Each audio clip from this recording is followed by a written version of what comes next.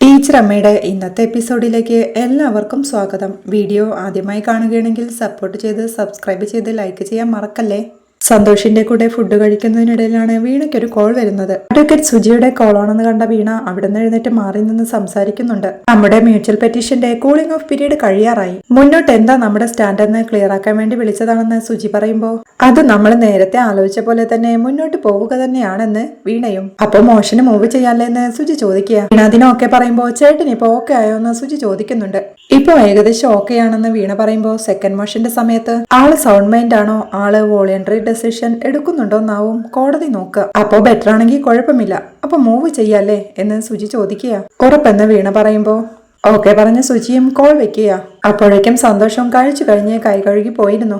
വീണ തിരികെ എത്തുമ്പോ മോളെ അഡ്വക്കേറ്റാ വിളിച്ചതല്ലേ എന്ന് മണി ചോദിക്കുന്നുണ്ട്. അതെ എന്ന് വീണ പറയുമ്പോ ഇനിയും അതുമായി മുന്നോട്ട് പോണോ മോളെ എന്ന് മണിയും. അത് മുന്നേ തീരുമാനിച്ചതല്ലേ അമ്മയെന്ന് വീണ ചോദിക്കുമ്പോ മോളെ ഒന്നുകൂടി അക്കാര്യം ഒന്ന് ആലോചിക്കണം, എന്റെ കുഞ്ഞൂട്ടന് വേണ്ടിയിട്ടെങ്കിലും എന്ന് മണി അപേക്ഷിക്കുന്നുണ്ട്. എനിക്കിനി സന്തോഷേട്ടനെ പഴയ പോലെ കാണാൻ പറ്റില്ല, അതുകൊണ്ടാണെന്ന് വീണയും. മോള് പോയാ പിന്നെ കുഞ്ഞൂട്ടന്റെ നില പഴയതുപോലെ ആവുമെന്ന് എനിക്ക് നല്ല പേടിയുണ്ടെന്ന് മണി പറയുമ്പോ അങ്ങനെയൊന്നും ഇല്ലമ്മാന്നും പറഞ്ഞ് കഴിച്ചു കഴിഞ്ഞ പ്ലേറ്റുമായി വീണ അടുക്കളയിലേക്ക് പോവുകയാ. എല്ലാം ശ്രദ്ധിച്ച് നടേശനും അവിടെ ഇരിപ്പുണ്ട്. പിന്നീട് ടീച്ചറമ്മയുടെ വിവരണമാണ്. നെറ്റിങ്കര UPS കഴിഞ്ഞൊരു വർഷത്തിൽ ഏറെ മാറി. പുതിയ വലിയ കെട്ടിടങ്ങൾ, ആധുനികമായ ക്ലാസ് മുറികൾ, കണ്ടാൽ ഇപ്പോ ഒരു സർക്കാർ വിദ്യാലയമാണെന്ന് പറയുകയില്ല. അധ്യാപകരിൽ പലരും മാറി. ജോണ് മുന്നേ അറ്റൻഡ് ചെയ്ത ഇന്റർവ്യൂ ജയിച്ച് വടക്ക് ജോലിക്ക് പ്രവേശിച്ചു. ഒരിക്കലും ചിറയൂർ വിടില്ലെന്നും എന്നെ പിരിയില്ലെന്നും പറഞ്ഞ മേരിക്കുട്ടി ടാറ്റയും പറഞ്ഞ് ജോണിന്റെ കൂടെ അങ്ങ് പോയി എന്ന് പറഞ്ഞ് അവർ യാത്ര പറഞ്ഞത് ഓർമ്മിക്കുക. ജോണും മേരിക്കുട്ടിയും യാത്ര പറയുമ്പോൾ ടീച്ചർ അമ്മയും അവരെ സങ്കടത്തോടെ യാത്ര അയക്കുകയാ. അങ്ങനെ യാത്ര പറഞ്ഞു പോകുന്നതിനിടയിൽ മേരിക്കുട്ടി ടീച്ചർ ജോണിനോടായി പറയുന്നുണ്ട്, ചിറയൂരിന്റെ മണ്ണോ കണ്ണേറ്റിങ്കര സ്കൂളോ വിട്ട് എന്തെങ്കിലും പോവേണ്ടി വരുമെന്ന് ഞാൻ കരുതിയിരുന്നില്ലെന്ന്.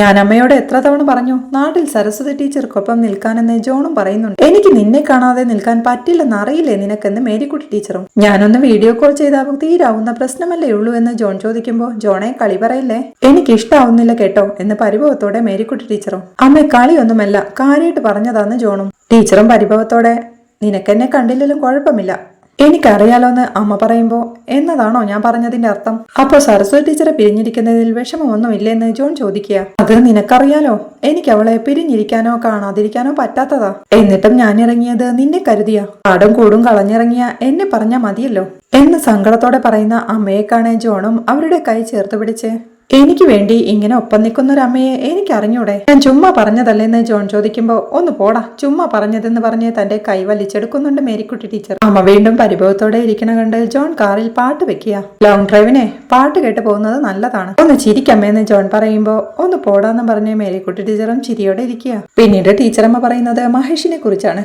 മഹേഷിന്റെ കാര്യത്തിലാണ് എനിക്ക് ഏറ്റവും വലിയ സന്തോഷം തോന്നുന്നത്. അവനുണ്ടായ മാറ്റം ഞാൻ ഒരിക്കലും അവനിൽ ചെറിയൊരു മാറ്റം പോലും പ്രതീക്ഷിച്ചിരുന്നില്ല. അവിടെ പ്പോ ആണൊരുത്തൻ മകനായുണ്ടെന്ന ഒരു അമ്മയുടെ ധൈര്യം ഞാൻ അറിഞ്ഞു തുടങ്ങി എന്ന വിവരണത്തിനൊപ്പം തിരക്ക് പിടിച്ച ബേക്കറിയിലെ കാര്യങ്ങളെല്ലാം മാനേജ് ചെയ്ത് നടക്കുന്ന മഹേഷിനെയാണ് കാണിക്കുന്നത്. പറയുമ്പോ എനിക്ക് സന്തോഷത്താൽ കണ്ണു നിറയുന്നു. എനിക്ക് ബേക്കറിക്ക് ചെലവായതൊക്കെ തിരികെ തന്ന് ബേക്കറി അവൻ ഏറ്റെടുത്തു. കട നന്നായി വിപുലീകരിച്ചു. സത്യം പറഞ്ഞ അവൻ ശരിക്കും ജീവിക്കാൻ പഠിച്ചു. മറ്റുള്ളവരോട് നന്നായി പെരുമാറാനും ബിസിനസ് ചെയ്ത് കാശുണ്ടാക്കുക എന്നതിനപ്പുറം അവൻ അത് ആസ്വദിച്ച് ചെയ്തു. അന്നേരം കാശും ഉയർച്ചയും അവന് പിന്നാലെ എത്തി. അവൻ പഴയതുപോലെയൊന്നുമല്ല, സ്റ്റാഫിനോട് സ്നേഹത്തോടെ പെരുമാറും. അവരുമായൊക്കെ വല്ലാത്തൊരു ആത്മബന്ധം അവൻ ഉണ്ടാക്കിയെടുക്കാനായിട്ടുണ്ട്. അതവനെ ജീവിതം പഠിപ്പിച്ച പാഠം തന്നെയാണ്. അവൻ ശരിക്കും വീണ് അനുഭവിച്ചു പഠിച്ചത് തന്നെയാണ്. ആൾക്കാർക്ക് മഹേഷിനോടുള്ള സമീപനം മാറി. ഏറ്റവും അടുത്ത ഒരാളോടെന്ന പോലെ സ്നേഹവും ബഹുമാനവും. നാട്ടിലിപ്പോ മഹേഷ് മധുര മഹേഷേട്ടനാണ്. പേരിൽ മാത്രമല്ല കേട്ടോ, അവന്റെ ജീവിതത്തിലും സമീപനത്തിലും ഒക്കെ മധുരം വന്നു. അത്യാവശ്യം നന്നായി അവൻ സമ്പാദിക്കുന്നുണ്ട്. മനസ്സറിഞ്ഞ് പലരെയും സഹായിക്കുന്നുമുണ്ട്. അവരുടെയൊക്കെ സന്തോഷത്താൽ നിറഞ്ഞ കണ്ണുകളോടെയുള്ള പ്രാർത്ഥനകൾ അവനായും ഉണ്ട് എന്നതിനൊപ്പം ഓമനാമ്മയെ അവൻ സഹായിക്കുന്ന ഒരു സീനും കാണിക്കുന്നുണ്ട്. കടയിൽ നിന്ന് ഇറങ്ങാൻ തുടങ്ങിയ മഹേഷ് ഓമനാമ്മയുടെ അടുത്തേക്ക് ചെന്ന് ഓമനാമ്മേ, നാളെ നമുക്കൊരു എക്സ്ട്രാ 2500 ഉണ്ണിയപ്പം കൂടി വേണം. വേണുവേട്ടനെ വിളിച്ചു പറഞ്ഞ് കിച്ചണിലെ കാര്യങ്ങളൊന്ന് സെറ്റാക്കണം എന്നൊക്കെ പറയുമ്പോ ഓമനാമ്മയും അത് സമ്മതിക്കുന്നുണ്ട്. പിന്നെ ഓമനാമ്മേ, ഷൈജുവിന്റെ ഡയാലിസിസ് എങ്ങനെയാ എന്ന് മഹേഷ് ചോദിക്കുമ്പോ തിങ്കളാഴ്ചയാണെന്ന് ഓമനാമ്മയും. ബുധനാഴ്ച എന്നോർത്തെടുത്ത് തന്റെ പാന്റിന്റെ പോക്കറ്റിൽ നിന്ന് കുറച്ച് കാശെടുത്ത് ഓമനാമ്മയുടെ കയ്യിൽ വെച്ച് കൊടുത്ത് ഇതിരിക്കട്ടെ എന്ന് പറയുന്നുണ്ട്. ഓമനാമ്മയോ അമ്പരപ്പോടെ ഇത് എന്ന് പറയുമ്പോൾ മഹേഷും ചിരിയോടെ വാങ്ങിക്കാനായി പറയുകയാ. ഇതിപ്പോ കുറെ ആയില്ലേ, ഇതെല്ലാം ഞാൻ എങ്ങനെ തിരിച്ചു തരും മോനെ എന്ന് ഓമനാമ്മ ചോദിക്കുമ്പോ അതിന് തിരിച്ചു തരാൻ ഓമനാമ്മ കടം ചോദിച്ചതൊന്നുമല്ലല്ലോ, എല്ലാം തിരിച്ചു തന്ന് തീർക്കാനുള്ളതുമല്ലല്ലോ എന്ന് മഹേഷ് പറയുമ്പോഴേക്കും ഓമനാമ്മയും നിറ കണ്ണുകളോടെ കൈകൾ കൂപ്പുകയാ. അവൻ ആ കൈകൾ ചേർത്ത് പിടിച്ച് ഓമനാമ്മേ, ഇത് ഔദാര്യമൊന്നുമല്ല, നിങ്ങൾ ഈ മധുരത്തിനും എനിക്കും വേണ്ടി രാവന്തി പണിയെടുക്കുന്നതല്ലേ, അപ്പൊ ഇതൊക്കെ അങ്ങ് ബോണസായി കരുതിയാ മതി എന്ന് പറയുമ്പോഴേക്കും ഓമനാമ്മയും പൊട്ടിക്കരയുന്നുണ്ട്. ഓമനാമ്മേ, നമുക്ക് ആ ട്രാൻസ്പ്ലാന്റിന്റെ കാര്യം അതങ്ങ് നോക്കാം, എല്ലാം ശരിയായി അവൻ പഴയപടി ആയി കിട്ടിയാ മതി എന്ന് മഹേഷ് പറയുമ്പോ ഇത് മതി മഹേഷേ, നിന്റെ ഈ മനസ്സ് തന്നെ അവനുള്ള പ്രാർത്ഥനയാ എന്ന് ഓമനാമ്മയും സന്തോഷത്തോടെ പറയുന്നുണ്ട്. ഓമനാമ്മേ, അവൻ പഴയപടി തിരിച്ചു വരും, ഇതൊക്കെ അതിന്റെ ഒരു പരീക്ഷണമായി കൂട്ടിയാ മതി എന്ന് മഹേഷ് പറയുമ്പോ സങ്കടത്തോടെ കരയുന്ന ഓമനാമ്മയുടെ കണ്ണീർ തുടച്ചുകൊണ്ട് ഓമനാമ്മേ കരയല്ലേ, എന്തിനാ പേടിക്കുന്നത്, പറയണ്ട ഞങ്ങളൊക്കെ ഇല്ലേ എന്ന് പറഞ്ഞ് അവൻ ആശ്വസിപ്പിക്കുക. പിന്നീട് ടീച്ചർ അമ്മയുടെ വാക്കുകളാ കാശുണ്ടാക്കുന്നതിനപ്പുറം അവനിപ്പോ ഓരോ മനുഷ്യരെയും ഹൃദയം കൊണ്ട് തൊട്ടറിയുന്നുണ്ട്, എനിക്കത് മതി. മഹേഷിന്റെ കാര്യത്തിൽ വല്ലാതെ എന്റെ ഉള്ളു നിറഞ്ഞുവെന്ന്. പിന്നീട് സ്കൂൾ ഓഫീസിലിരിക്കുന്ന ടീച്ചർ അമ്മയ്ക്ക് വീണയുടെ കോൾ വരുന്നുണ്ട്. കുഞ്ഞി പറയടിയെന്ന് ടീച്ചർ അമ്മ പറയുമ്പോ സ്കൂൾ വിട്ടാ നേരത്തും കാലത്തും വീട്ടിൽ വരണമെന്നുണ്ടോ അമ്മേ എന്നവൾ ചോദിക്കുമ്പോ സ്കൂൾ വിട്ട ഹെഡ് മിസ്ട്രസിന്റെ പണി കഴിഞ്ഞോടി, പഠിപ്പിച്ചതല്ലേ സ്കൂളിലൊക്കെ എന്ന് ടീച്ചർ അമ്മയും ചോദിക്കുന്നുണ്ട്. എന്നാലും വീട്ടിലൊരു പെൺകുട്ടി ഒറ്റയ്ക്കാണെന്നൊരു വിചാരമുണ്ടോ എന്ന് വീണ ചോദിക്കുമ്പോ അതൊക്കെയുണ്ടെന്ന് അമ്മയും. എന്നാലേ പെട്ടെന്ന് ഇങ്ങ് വാ അമ്മേ, പിന്നെ വരുമ്പോഴേ കുഞ്ഞിക്ക് ഇഷ്ടമുള്ള ഗുലാബ് ജാമുനും വാങ്ങി വേണം വരാൻ എന്ന് കുഞ്ഞി പറയുന്നത് കേൾക്കെ ഓ അതിന്റെ പേര് കേട്ടാലേ എനിക്ക് തലയ്ക്ക് മത്ത എന്നമ്മയും. അതെ, പെൻഷൻ പ്രായമായതിന്റെ എനിക്ക് മത്തൊന്നുമില്ലെന്ന് വീണയും. പിന്നെ വരുമ്പോഴേ എനിക്ക് എന്തെങ്കിലും ഒരു ഗിഫ്റ്റും അഭിനന്ദിക്കാനുള്ള മനസ്സുമായിട്ട് വേണം വരാൻ എന്നവൾ പറയെ അമ്പരപ്പോടെ എന്തിനാ എന്ന് അമ്മയും ചോദിക്കുക. എന്റെ എച്ചം കൊച്ചെ, എനിക്കൊരു ലോട്ടറി അടിച്ചെന്ന് എന്നവൾ സന്തോഷത്തോടെ പറയെ. എന്നിട്ട് എന്നമ്മയും. എന്നിട്ടോ അത് കേൾക്കുമ്പോ എന്താ ഞെട്ടാത്തത് എന്ന് വീണ പരിഭവത്തോടെ ചോദിക്കുമ്പോ ഞെട്ടിയടി പറയടി എന്ന് അമ്മയും. പറഞ്ഞതിന്റെ രസമൊക്കെ പോയെന്ന് അവൾ പറയുമ്പോ എന്റെ കുഞ്ഞി കാര്യം കേട്ടാലല്ലേ എനിക്ക് എന്തെങ്കിലും പറയാൻ പറ്റൂ, നീ പറയെന്ന് അമ്മയും. അമ്മേ, പ്രൈമറി ടീച്ചേഴ്സിന്റെ റാങ്ക് ലിസ്റ്റ് വന്നു, എനിക്ക് 21ാം റാങ്ക് ഉണ്ടെന്ന് അവൾ സന്തോഷത്തോടെ പറയുമ്പോ ടീച്ചർ അമ്മയും സന്തോഷത്തോടെ ആണോ കൺഗ്രാചുലേഷൻ കുഞ്ഞി എന്ന് അഭിനന്ദിക്കുന്നുണ്ട്. ഈ കൺഗ്രാചുലേഷൻ നേരത്തെ ഇട്ടിരുന്നെങ്കിൽ ഞാൻ ഹാപ്പി ആയേനെ എന്നവൾ പരിഭവത്തോടെ പറയുമ്പോ കാര്യം അറിയാതെ എങ്ങനെ ഞെട്ടാനാ എന്ന് അമ്മയും ചോദിക്കുന്നുണ്ട്. എന്നാലേ അപ്പൊ മുന്നേ പറഞ്ഞ സാധനങ്ങളുമായി എന്റെ എച്ചംകുട്ടി എപ്പോ എത്തും എന്നവൾ ചോദിക്കുമ്പോ ഞാൻ ദേ ഇറങ്ങി എന്ന് അമ്മയും. എന്നാ വേഗം വാ, ശരി അമ്മയെന്നും പറഞ്ഞ് വീണ കോൾ കട്ട് ചെയ്യുക. പിന്നീട് ഋതുവിനെ തന്റെ പുതിയ കാറിൽ സ്കൂളിൽ നിന്ന് വിളിച്ചോണ്ട് വരുന്ന മഹേഷിനെയാണ് കാണിക്കുന്നത്. അവൻ ഐസ്ക്രീം വേണമെന്ന് പറയുമ്പോൾ മഹേഷും അത് സമ്മതിക്കുക. പിന്നീട് പുറത്തൊരിടത്ത് നിന്ന് ഐസ്ക്രീം കഴിക്കുന്നതിനിടയിൽ അവൻ അച്ഛനോടായി ചോദിക്കുന്നുണ്ട്, അച്ഛാ ഞാനൊരു കൂട്ടം കാണിച്ച പ്രശ്നമാക്കുമെന്ന്. എന്ത് കൂട്ടം എന്ന് മഹേഷ് ചോദിക്കുമ്പോൾ ഒരു ഡ്രോയിങ് എന്ന് ഋതുവും. ഡ്രോയിങ് കണ്ടിട്ട് ഞാൻ എന്തിനാടാ പ്രശ്നമാക്കുന്നതെന്ന് മഹേഷ് ചോദിക്കുമ്പോൾ പിന്നെ വാക്കു മാറ്റരുതെന്ന് ഋതു എന്ന് മഹേഷ് പറയുമ്പോൾ തന്റെ കയ്യിലെ ഐസ്ക്രീം അച്ഛന്റെ കയ്യിൽ കൊടുത്ത് കാറിനരികിലേക്ക് ഓടിച്ചെന്ന് തന്റെ ബാഗിൽ നിന്ന് ഒരു നോട്ട് ബുക്കുമായി മഹേഷിന്റെ അടുത്തേക്ക് ഓടുന്നുണ്ട് ഋതു. നോട്ട് ബുക്കിലെ ഒരു പേജിൽ ഒരു വലിയ റെഡ് ഹാർട്ട് വരച്ച് അതിനടിയിൽ ഋതു ആൻഡ് ധ്വനി എന്നെഴുതിയത് കാണിച്ചു കൊടുക്കേ. മഹേഷും അമ്പരപ്പോടെ അത് വാങ്ങി നോക്കിക്കൊണ്ട് എന്തോ നട ഇത് പ്രേമമോ, എടാ നീ മുട്ടേന്ന് വിരിഞ്ഞോടാ എന്ന് ചോദിക്കുമ്പോ വെറുതെ ക്ലീശ ഡയലോഗ് അടിക്കല്ലേ അച്ഛാ, മുട്ടേന്ന് വിരിഞ്ഞാണോ വന്നതെന്ന് ഋതുവും ചോദിക്കുന്നുണ്ട്. എടാ ഋതു എന്തോ നട ഇതെന്ന് മഹേഷ് ചോദിക്കുമ്പോ ഇതേ അച്ഛൻ പറയുന്നത് പോലെ പ്രേമമൊന്നുമല്ല, ഞങ്ങൾ തിക്ക് ഫ്രണ്ട്സ് ആണെന്ന് ഐസ്ക്രീം കഴിച്ചോണ്ട് ഋതു പറയുകയാ. എന്നിട്ടാണോടാ ഈ ചുവന്ന ഹൃദയം വരച്ചു വെച്ചേക്കുന്നേ എന്ന് മഹേഷ് ചോദിക്കുമ്പോ ഹാർട്ട് വരച്ച എങ്ങനെ പ്രേമമാവും, ഇത് ഫ്രണ്ട്ഷിപ്പാന്ന് ഋതുവും. ഇങ്ങനെ കുറെ ഫ്രണ്ട്ഷിപ്പ് ഞാനും കണ്ടിട്ടുണ്ടെന്ന് മഹേഷ് പറയുമ്പോ ഇത് അങ്ങനെയല്ല അച്ഛാ. ഋതുവും നിന്റെ അച്ഛനും അമ്മയും പണ്ട് തിക്ക് ഫ്രണ്ട്സ് ആയിരുന്നു, പിന്നെ സംഗതി പാളിയെന്ന് മഹേഷ് പറയുമ്പോ എന്റെയും ധ്വനിയുടെയും അങ്ങനെയല്ല, നല്ല ഫ്രണ്ട്സാ, ബോയ്സ് ഫ്രണ്ട്സ് ആയിട്ടില്ലേ അതുപോലെ എന്ന് ഋതുവും. ശരി എന്നും ഇതുപോലെ തന്നെ പറയണം കേട്ടാ എന്ന് മഹേഷ് പറയുമ്പോ അച്ഛന്റെ ഫ്രണ്ടായിട്ടാണോ അച്ഛൻ അമ്മയെ അപ്പൂപ്പന്റെ വീട്ടിൽ കൊണ്ട് നിർത്തിയേ എന്ന് ഋതുവും ചോദിക്കുന്നുണ്ട്.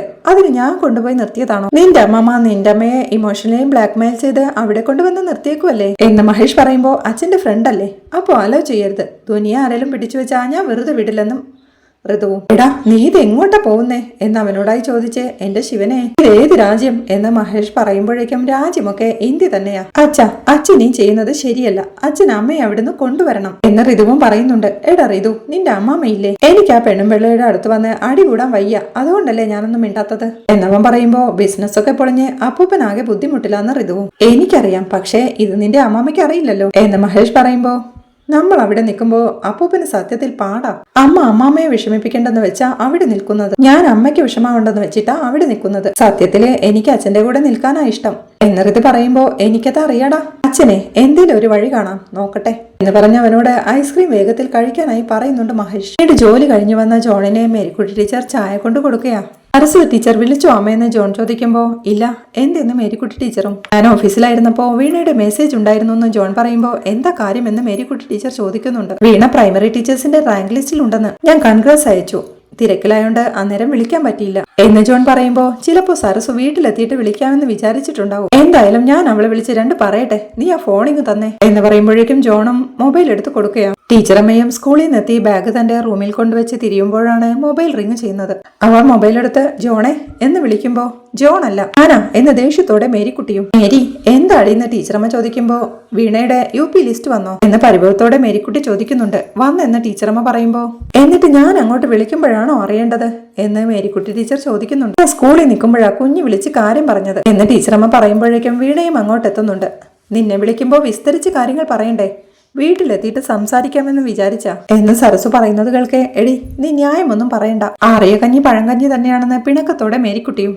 പഴങ്കഞ്ഞിക്ക് എന്താടി പ്രശ്നം, കട്ട തൈരം കൂട്ടി അങ്ങ് തട്ടിയാലേ സൂപ്പറാ എന്ന് സരസു പറയുന്നത് കേൾക്കെ ഒന്ന് പോയേ, ഒന്നും മാറ്റണ്ട കേട്ടോ, എനിക്ക് ശരിക്കും ഫീൽ ചെയ്തെന്ന് മേരിക്കുട്ടി. നിനക്ക് പിന്നെ ഫീൽ ചെയ്യാൻ എന്തേലും കാരണം വേണോ, ഞാൻ കുഞ്ഞുടെ കൈ കൊടുക്കാമെന്ന് പറഞ്ഞ് മൊബൈൽ വീണയ്ക്ക് കൊടുക്കുക ടീച്ചറമ്മ. അവളത് വാങ്ങിക്കൊണ്ട് ഹലോ ടീച്ചറെ, ടീച്ചർ സ്കൂളിൽ നിന്ന് തിരിച്ചെത്തിയിട്ട് പറയാന്ന് കരുതിയാ പറയാൻ ഞാൻ എന്നവൾ പറയേ അപ്പോ ഇവനോ ജോണിന് മെസ്സേജ് ഇട്ടതോ എന്ന് ദേഷ്യത്തോടെ മേരിക്കുട്ടി ചോദിക്കുന്നുണ്ട്. ടീച്ചർക്ക് മെസ്സേജ് ഇട്ടാലും നോക്കില്ലല്ലോ, അതാ ജോണേട്ടന് മാത്രം മെസ്സേജ് ഇട്ടത്, അത് ഇത്രയ്ക്ക് പ്രശ്നമാവുമെന്ന് ഞാൻ കരുതിയോ, സോറി ടീച്ചറെ എന്ന് വീണ പറയുമ്പോ മേരിക്കുട്ടിയും ചിരിയോടെ കൺഗ്രസ് വീണ എന്ന് പറയുമ്പോ വീണയും താങ്ക്സ് പറയുന്നുണ്ട്. നമ്മുടെ കണ്ണറ്റിങ്ങര സ്കൂളിൽ തന്നെ കിട്ടിയ അമ്മ എന്ന് മേരിക്കുട്ടി ടീച്ചർ പറയുമ്പോ അതെ ടീച്ചറെ എന്ന് വീണയും. അപ്പോഴേക്കും ജോൺ അമ്മയുടെ കയ്യിൽ നിന്ന് മൊബൈൽ പിടിച്ചു വാങ്ങുന്നുണ്ട്. ഞാൻ ഓഫീസിലായോണ്ട് വിളിക്കാത്ത കേട്ടോ വീണ, ഓ ഈ അഭിനന്ദനങ്ങൾ സഹിക്കേ, അത് കേട്ട് ക്ഷീണിക്കുമ്പോ ഞാൻ വിളിക്കാം. അപ്പൊ കൺഗ്രാസ് എന്ന് ജോൺ പറയുമ്പോ താങ്ക് യു ജോണേട്ട എന്ന് വീണയും. താൻ അമ്മയ്ക്ക് കൊടുക്കാമെന്ന് ജോൺ പറയുമ്പോഴേക്കും മേരിക്കുട്ടി ടീച്ചറും അവന്റെ കയ്യിൽ നിന്ന് മൊബൈൽ വാങ്ങിക്കൊണ്ട് സരസു എന്തേന്ന് ചോദിക്കുക. അമ്മ ഇവിടെ ഉണ്ട്, ഞാൻ കൊടുക്കാം ടീച്ചർ എന്ന് പറഞ്ഞ് അമ്മയ്ക്ക് മൊബൈൽ കൊടുത്തോണ്ട് വീണ ഇവിടുന്ന് പോവുകയാണ്. രമയും അത് വാങ്ങിക്കൊണ്ട് പറയടി എന്ന് പറയുമ്പോ എന്തായി സരസു ബാക്കി കാര്യങ്ങൾ എന്ന് മേരിക്കുട്ടി ടീച്ചർ ചോദിക്കുന്നിടത്താണ് ഇന്നത്തെ എപ്പിസോഡ് അവസാനിക്കുന്നത്. വീഡിയോ ഇഷ്ടമായാൽ സപ്പോർട്ട് ചെയ്ത് സബ്സ്ക്രൈബ് ചെയ്ത് ലൈക്ക് ചെയ്യാൻ മറക്കല്ലേ.